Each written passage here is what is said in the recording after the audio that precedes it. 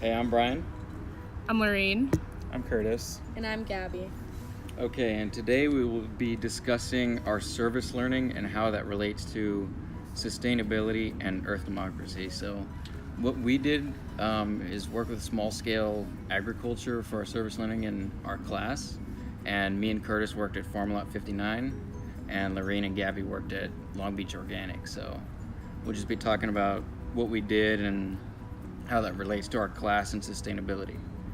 So the first kind of thing is what we did at our different places. So at Farm Lot 59, we kind of, did planting and stuff. We moved mulch. We did various other activities, and Long Beach Organic was a little different. It's a nonprofit organization, and it operates 9 community gardens in the city limits of Long Beach. And it's pretty interesting. These gardens were once vacant lots, and now they're turned into beautiful community gardens for local and sustainable food production. And these garden plots are rented out on a 6-month basis where gardeners can grow their desired products. yeah, so the first thing we're going to talk about is Earth democracy. And what that basically is the idea that the Earth is a living organism and everything in the Earth is interconnected, and we should care for that. And the reason that we should do small-scale agriculture is because it has less impacts than large-scale agriculture. Yeah, it opens up more diversity, I think, of species, allowing for different crops basically to be grown based on each individual kind of garden. And they can kind of each grow a different kind of form of different fruit or vegetable or whatever crop they're deciding to grow. So yeah, it just makes more food availability, basically, I feel like. Yeah, and this concept is delivered by Vandana Shiva, and she states herself, Earth democracy connects people in circles of care, cooperation, and compassion instead of dividing them through competition and conflict, fear and hatred.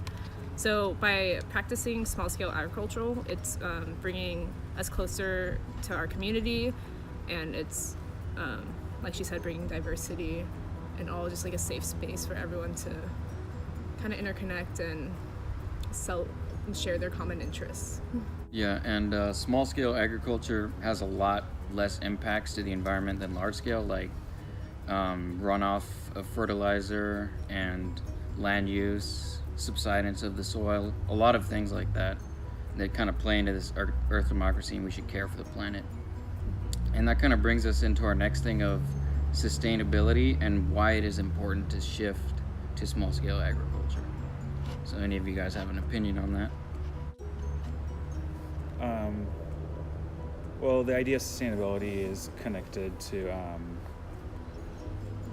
having multiple different sources from your food, because when it's all being come from one large-scale farm, if there's ever an issue with that one farm or particular strain or species that they're cultivating, it creates a food bottleneck, which is very dangerous and to the food chain, the food network. But the problem with moving from small-scale agriculture to large-scale agriculture is that people, first off, the population is comfortable where they are, comfortable knowing that they can always have their food, any type of crop, year-round at the grocery store. And then small-scale, like, you're reliant on what the climate is doing. Like, when we were at Long Beach Organic, right, weren't you talking to some people and they were telling you that they had issues with their crops? Yeah, it was, since it was such a cold season, their crops were getting frostbitten, and they just had to throw their crops away. They couldn't use them.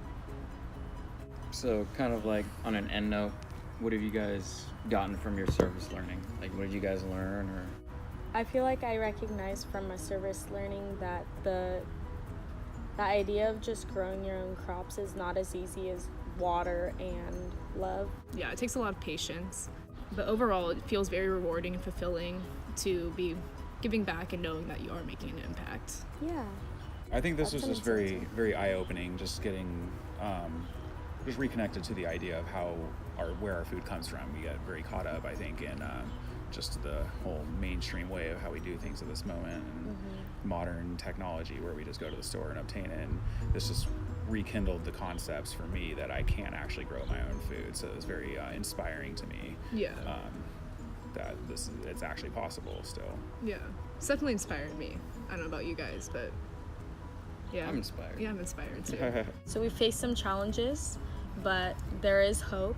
And for all the people who have been engaging in these small scale communities, maybe with our outreach programs, this will start to make a change. And Yeah, well, I really enjoyed my experience, so I encourage anybody to get out there and just to try it out. Like, even if you don't like it, what's one day? If you don't know if you like it, maybe it changes your life, just putting out one day. Yeah, exactly. Thanks for listening. Hopefully this motivates you to Get out there. Put some, get your hands dirty. Yeah. And dig in Put some some dirt. gloves on. All right. Well, thanks for listening to our podcast. thanks, guys. Thank you guys. We appreciate you. Bye.